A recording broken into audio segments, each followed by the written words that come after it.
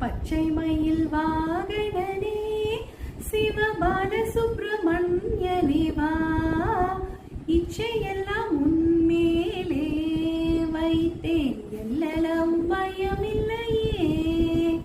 கொச்சை மொழியானாலும் உன்னை கொஞ்சி கொஞ்சி பாடிடுவேன், சர்ச்சையெல்லாம் தீர்ந்ததப்பா, எங்கும் சாந்தி நிலவுதப்பா.